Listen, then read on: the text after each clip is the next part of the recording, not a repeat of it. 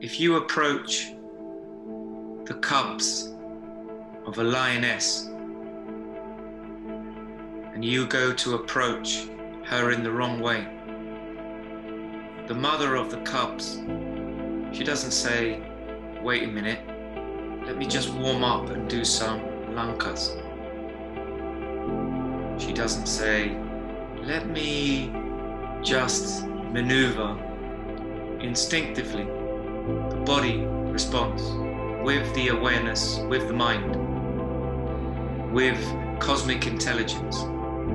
She unleashes what she needs to do in that moment, and then it's over, win or lose. Instinctively. In Pencak Silat and in your life, we have the possibility to move as a mineral, as a plant, as an animal.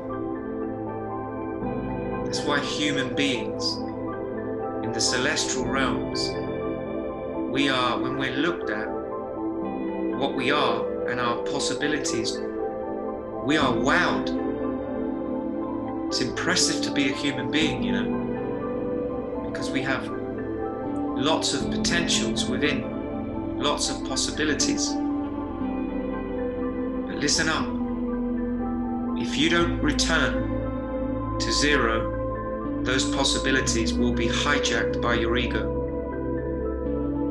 Because the ego is creating its own shapes. And when I mean the ego, I mean the patterns, the interferences that you're creating. That's what the ego is. It's getting in the way from what is most completely natural to you. That's what it means. It's like entering a garden completely unaware and creating new shapes and patterns and causing death to the ants, to the weeds, to the grass, to the shrubs, to the flowers, to the trees. It's literally what it is. We're interfering with the natural, cosmic, universal life force. And this is what we do with our lives. So by returning to your mother's womb, you become the fish that is swimming in the ocean, allowing things to be, trusting the day, the hour, the birthday of your entrance into the next womb, into the next chapter, which is a little bit more complicated. Because just that's how life is. You're surrendering all the time. You stop trusting the natural, cosmic, universal life force. You start trusting other mechanisms. And those mechanisms become the lens of your reality. Let me give you an example of this. Lower chakra, your creative life force. But of course, people have created their own function for that. They've created their own rhythm for that. They've created their own speed for that. They've created their own likeness for that, their own names for that, without understanding what that life is there, what that potential is there, what that cosmic consciousness is there, what that function is there. And so that force becomes anything you want it to be. And because it's a pleasurable force, it can be seen as just pleasure. And because human beings experience pain, it's very easy to get addictive down there. It's understandable. We don't condemn anyone. But my point is, if you don't know the rhythm and the true function of that part of who you are, then it will become anything that you want it to be. It's the same as your heart. If you're taught to give it to people, then it's going to be broken. It's not the function of your sacred heart chakra. It's not it. So that part of you has a rhythm, a pace, a function.